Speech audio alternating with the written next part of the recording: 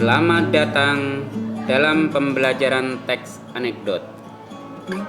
Mengkritisi teks anekdot dari aspek makna tersirat oleh Muhammad Yani, SPD.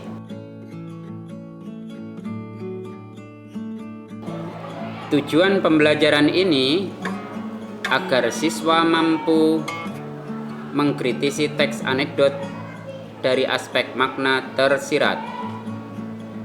Poin 1. Mendata pokok-pokok isi anekdot.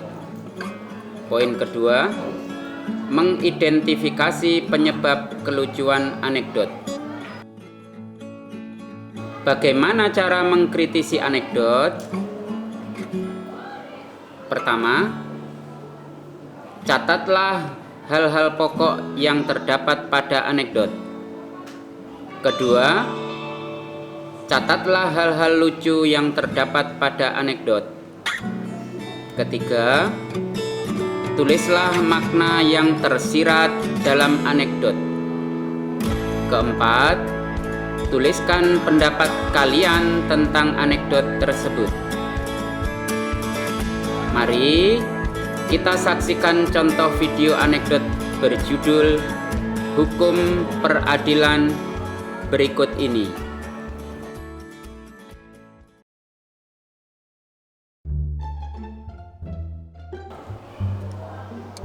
Pada zaman dahulu, di suatu negara yang pasti bukan negara kita, ada seorang tukang pedati yang rajin dan tekun.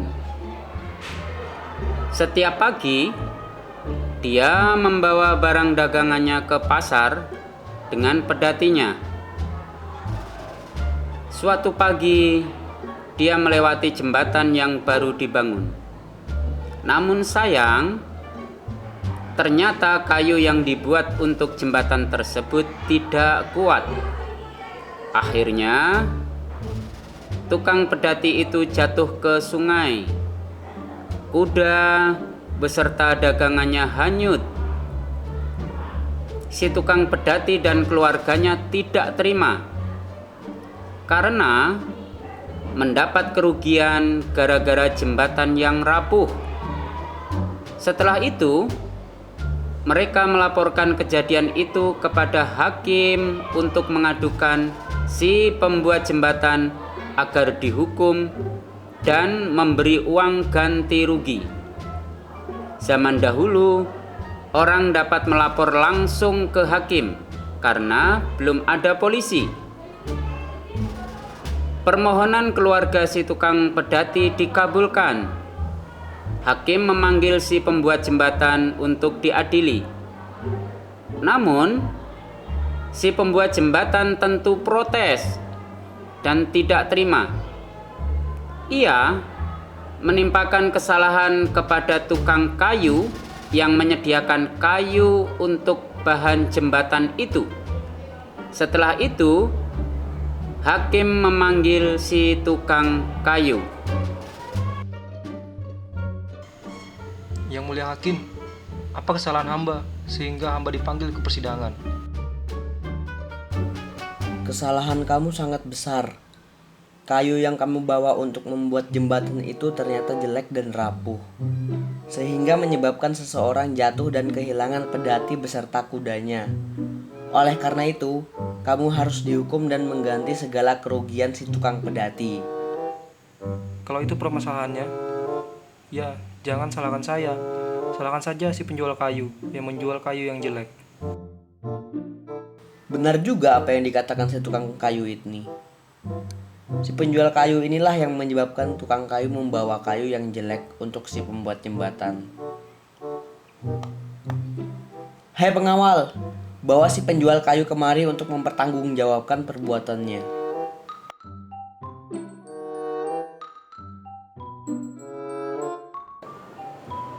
Si penjual kayu dibawa oleh pengawal tersebut ke hadapan hakim.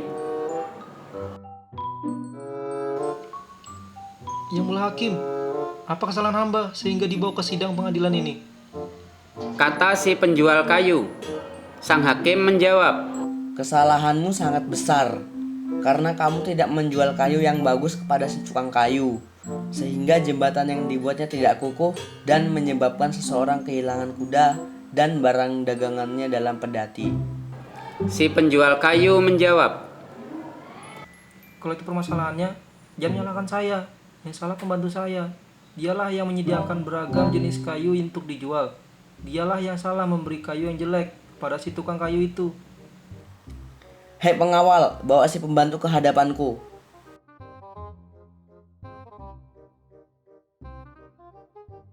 maka si pengawal pun menjemput si pembantu.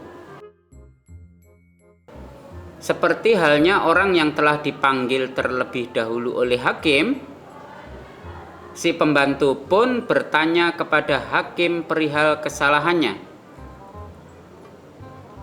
Sang hakim memberi penjelasan tentang kesalahan si pembantu yang menyebabkan tukang pedati kehilangan kuda dan dagangannya si pedati.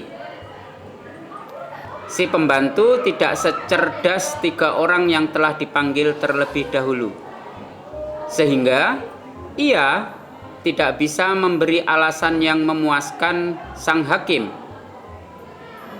Akhirnya sang hakim memutuskan si pembantu harus dihukum dan memberi ganti rugi. Berteriaklah sang hakim kepada pengawal, Hei pengawal, masukkan si pembantu ini ke penjara dan sita semua uangnya sekarang juga.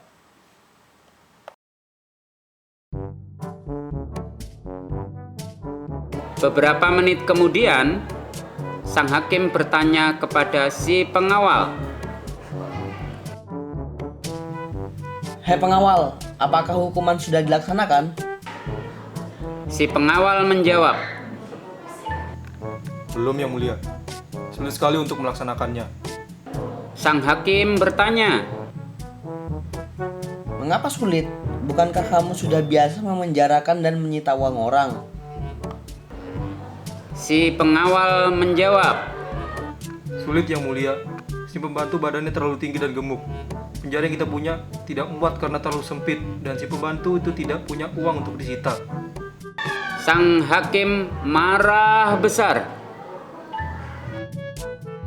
Kamu bego amat, gunakan dong akalmu. Cari pembantu si penjual kayu yang lebih pendek, kurus, dan punya uang.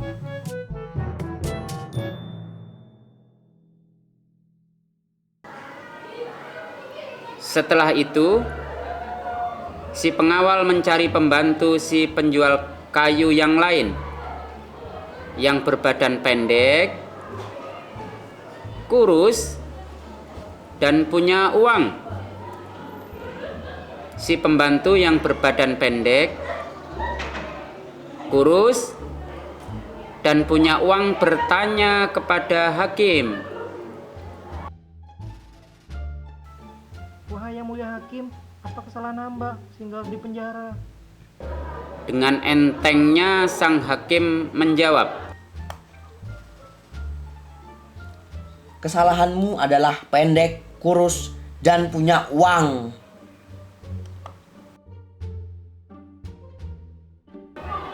Setelah si pembantu yang berbadan pendek, kurus, dan punya uang itu dimasukkan ke penjara dan uangnya disita. Lalu sang hakim bertanya kepada khalayak ramai yang menyaksikan pengadilan tersebut,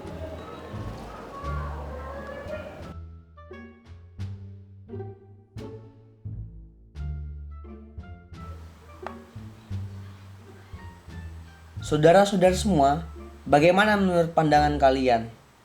Peradilan ini sudah adil? masyarakat yang ada serempak menjawab, Adil.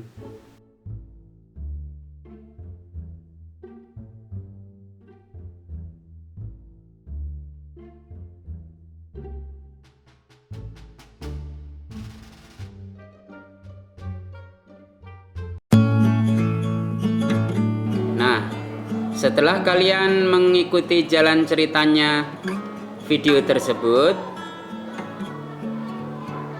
bagaimana jalan ceritanya menurut kalian? Untuk mengukur pemahaman kalian, terutama analisis kalian terhadap cerita anekdot tersebut, jawablah pertanyaan-pertanyaan berikut ini. 1. Siapakah yang diceritakan dalam anekdot tersebut?